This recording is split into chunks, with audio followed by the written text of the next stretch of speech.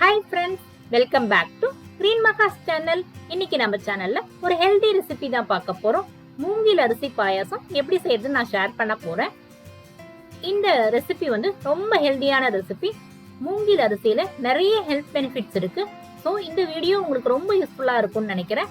அதனால வீடியோவை ஸ்கிப் பண்ணாம கடைசி வரைக்கும் பாருங்க.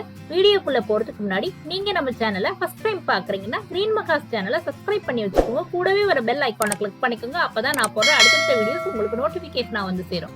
வாங்க ஸ்ட்ரெயிட்டா வீடியோக்குள்ள போலாம். மூங்கில் அரிசி நமக்கு எப்படி கிடைக்குதுன்னா, மூங்கில் மரம் தன்னுடைய ஆயுள் காலம், அதாவது 40ல இருந்து 60 வருஷம் ஆன பிறகு பூத்து புழுங்கி அந்த பூல இருந்து ஒரு விதை வரும். அந்த விதை தான் மூங்கில் அரிசி. இந்த மூங்கில் அரிசி கொட்ட ஆரம்பிக்கும். அதுல இருந்து புதிய மரம் வளர ஆரம்பிச்சிரும். அந்த டைம் அந்த பூ பூத்த மரம் தன்னுடைய ஆயுள் காலத்தை முடிச்சுக்கும். இந்த மூங்கில் மரத்துல இருந்து அதிகப்படியான பியூர் ஆக்சிஜன் நமக்கு கிடைக்கும். மலைவாழ் பழங்குடி மக்களோட தொழில் இந்த மூங்கில் அரிசியை சேகரிச்சு விற்பனைக்கு கொடுக்கறாங்க. 40 வருஷம் ஆகிறதால இந்த அரிசி கிடைக்க இதோட ரேட் கொஞ்சம் அதிகமா தான் இருக்கும். ஆனா ஹெல்த் பெனிஃபிட்ஸை கம்பேர் பண்ணும்போது இந்த ரேட் கொஞ்சம் ஓகே அப்படின்னு தான் சொல்லலாம். ஏன்னா அவ்வளோ ஹெல்த் பெனிஃபிட்ஸ் இருக்கு. நான் ஒன்னொன்னா உங்களுக்கு சொல்றேன். இதுல carbohydrates, proteins, magnesium, copper, zinc, thiamine, riboflavin நிறைய இருக்கு. ஒரு கப் மூங்கில் அரிசியில 160 கலோரி எனர்ஜி கிடைக்குது. ஸோ வெயிட் லாஸுக்கு இந்த அரிசி ரொம்ப சப்போர்ட் பண்ணும். அது மட்டும் இல்ல, சுகர்னால ரொம்ப மெலிஞ்சு போயிட்டவங்க இந்த மூங்கில் அரிசியை தொடர்ந்து சாப்பிட்டாங்கன்னா பழைய உடல் அமைப்பு அவங்களுக்கு கிடைக்கும். சுகர் லெவலும் கண்ட்ரோல் ஆகும். இந்த மூங்கில் அரிசியில கஞ்சி வச்சு சாப்பிட்டுட்டு வந்தோம்னா மூட்டு வலி, முட்டியில நீர் கோத்து இருக்கிறது, முதுகு வலி, இடுப்பு வலி, கழுத்து வலி, வீக்னஸ் எல்லாமே சரியாயிடும். மூங்கில் அரிசிய வாரத்துல 2 நாள் சாப்பிட்டுட்டு வந்தோம்னா உடல் எடை குறையும். அதாவது தொப்பை அதெல்லாம் குறைய ஆரம்பிச்சிரும். அதாவது கெட்ட கொழுப்பை குறைச்சிரும். ஊழ சதன்னு சொல்லுவாங்க இல்லையா, அந்த ஊழ சதெல்லாம் இந்த மூங்கில் அரிசியை நம்ம எடுத்துட்டு வந்தோம்னா கரைய ஆரம்பிச்சிரும். அப்புறம் குழந்தையின்மை பிரச்சனையில இருக்கிறவங்க இந்த மூங்கில் அரிசி கஞ்சியை 48 நாள் தொடர்ந்து சாப்பிட்டுட்டு வந்தாங்கன்னா குழந்தையின்மை பிரச்சனை சரியாயிடும்.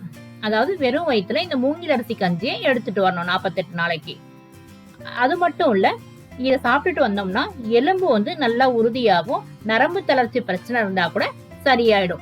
இவ்வளோ ஹெல்த் பெனிஃபிட்ஸ் இருக்கிற இந்த மூங்கில் அரிசியை வச்சு நான் ஒரு பாயாச ரெசிபி செஞ்சிருக்கேன். அதை தான் உங்ககிட்ட ஷேர் பண்ணிருக்கேன். வாங்க எப்படி செய்யறதுன்னு பார்க்கலாம்.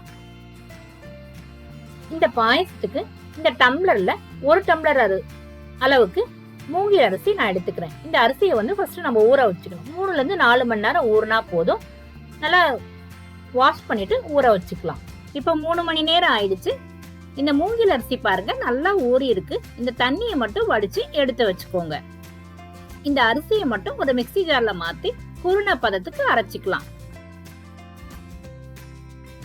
அரைச்ச பிறகு இந்த மாதிரி இருக்கும்.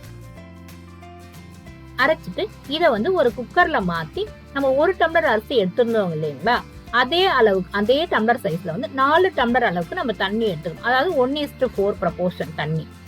ஏன்னா இந்த மூங்கில் அரிசி வேகிறதுக்கு நிறைய தண்ணி தேவைப்படும். ஸோ தண்ணி 4 டம்ளர் விட்டு வேக வச்சுக்கலாம். இது 4 விசில், 4ல இருந்து 5 விசில் வந்தா போதும். நான் 4 விசில் தான் வச்சிருக்கேன். இப்ப பாருங்க, இந்த அரிசி நல்லா வெந்திருக்கு. நான் ஸ்வீட்டுக்காக 1 கப் அளவுக்கு வெல்லம் எடுத்திருக்கேன். இதை தண்ணி விட்டு கரைச்சிக்கிறேன்.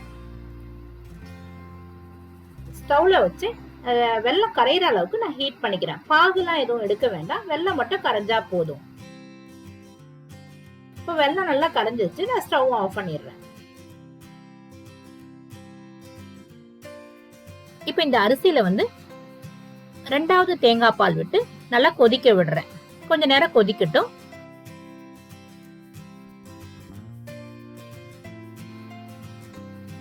இந்த ஸ்டேஜ்ல நம்ம கரைச்சி வச்ச வெல்லத்தை ஃபில்டர் பண்ணி சேர்த்துக்கலாம்.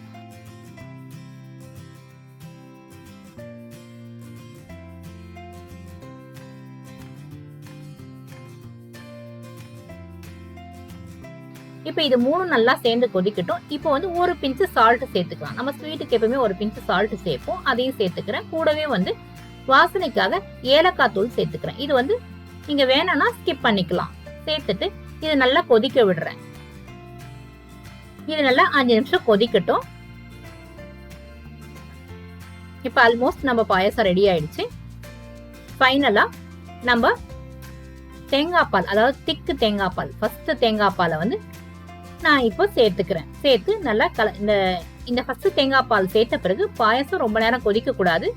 ஒரு கொதி வந்த உடனே ஆஃப் பண்ணிடணும். ஏன்னா அந்த கிரீமி கன்சிஸ்டன்சிக்காக நான் இந்த மாதிரி ஃபர்ஸ்ட் தேங்காய் பாலை இந்த ஸ்டேஜ்ல சேர்த்துக்கிறேன். சேர்த்துட்டு இப்ப பாருங்க கொதி வந்துருச்சு, நம்ம ஆஃப் பண்ணிடலாம். முந்திரி திராட்சைலாம் நான் நெய்ல வறுத்து சேர்த்துக்கிறேன்.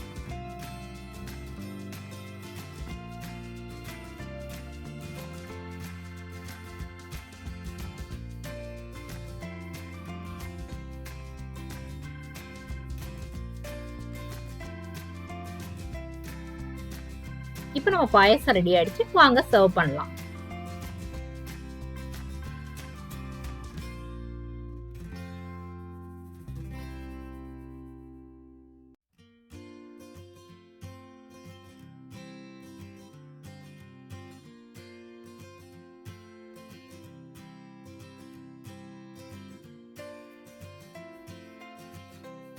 இப்ப நம்ம சுவையான பேம்பு பாயாசம் சூப்பரா ரெடி ஆயிடுச்சு.